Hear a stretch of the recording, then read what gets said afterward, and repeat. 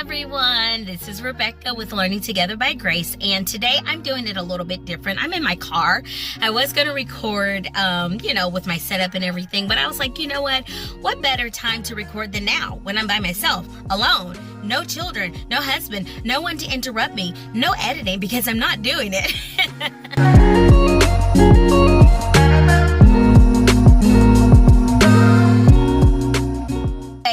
Here today because I want to talk about homeschool, and this is the season where we begin to lose our momentum.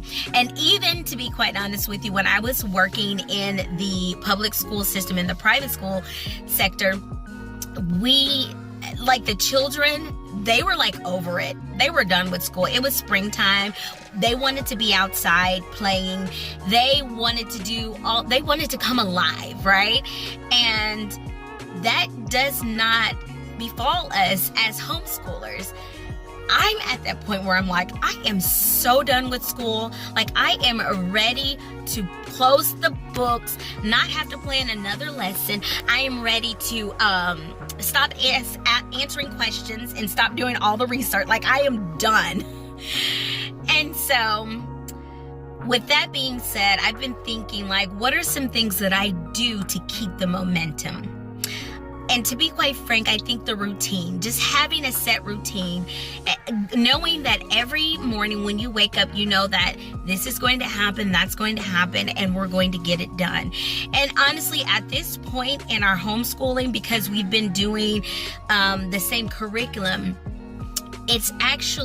our days are actually moving along faster. Whereas in the beginning, it may have taken us 4 hours to complete our homeschooling for the day. We can complete, some days we get done within about an hour and a half to 2 hours, and it's become easier. And so I just remind myself, because I've worked hard all year long to have these routines in place, I can now back down on the length of time that it takes for us to do our homeschool. Another thing, if you're like me, I plan my curriculum.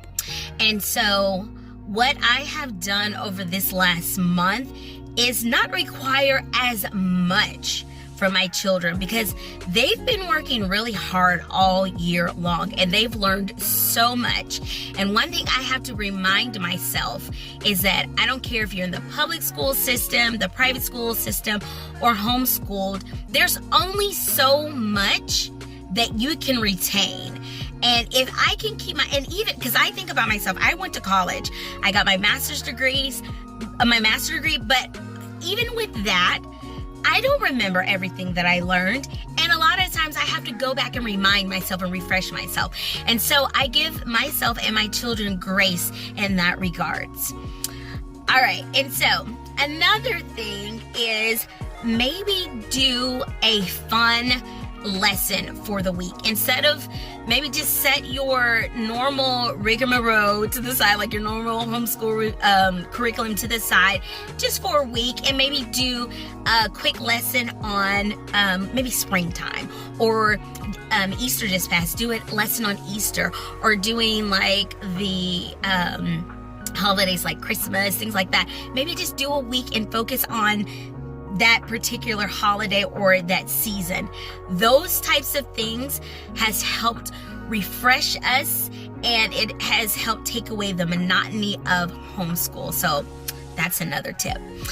Alrighty, the last little tip that I'm going to give you guys is to take a break. Yep, simply take a break.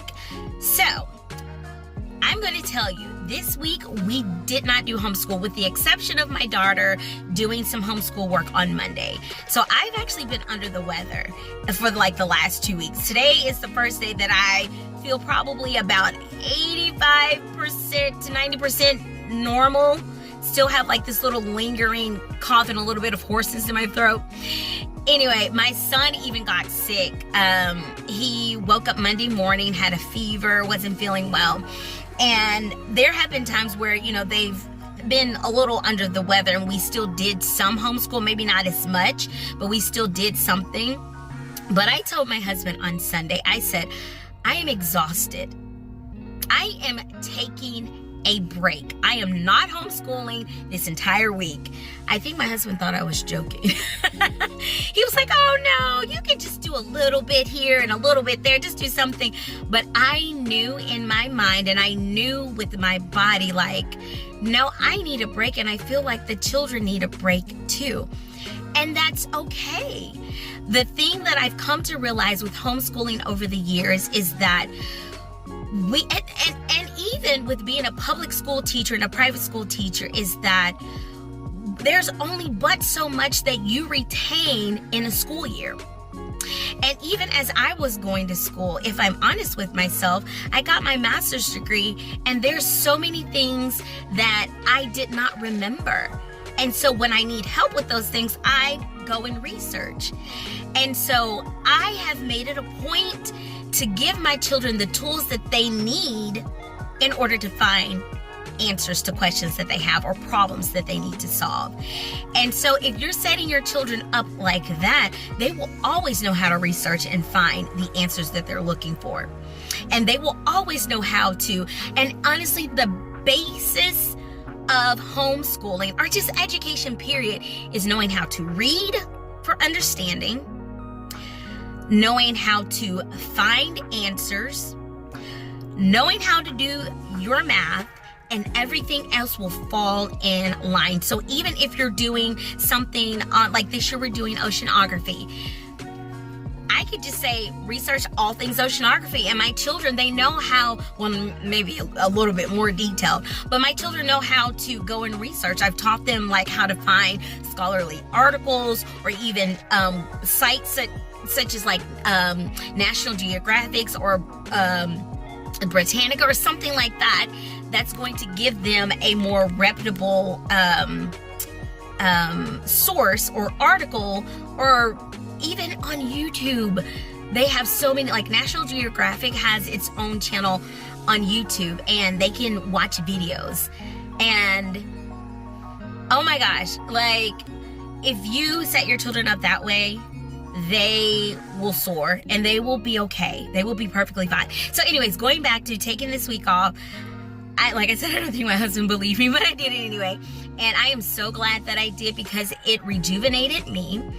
And it also got me to thinking about next year. And so I'm like, oh, okay, I'm a little excited about starting to plan our curriculum for next year. We're gonna focus on birds for the entire year, birds around the world. And so so even thinking about, so I guess that could be like a fourth tip, even thinking about the following year's curriculum can kind of motivate you to continue going with this school year. And so anyway, this went on a little bit longer than what I thought, but I hope that I encourage someone out there today that is homeschooling or that's thinking about homeschooling. Just consider what works best for you and your family. And also think about, well, what are some things that I can throw in there that may not be exactly what the curriculum is asking, and, you know, kind of change things up for the family. What routines can I set in the beginning of the school year so that I can always go back to that in order to keep us on track? Or is it just time for me to take a break? Let me just take a break. It's fine. They're okay. My daughter's been baking, and you know, with baking, there's been measurements. She's been learning how to alter recipes all this week. And so I'm like, no, they're still learning. There's still life going on here. And that's the beauty of homeschooling. I hope this helped anyone out there that, again, is thinking about homeschooling or that does homeschool.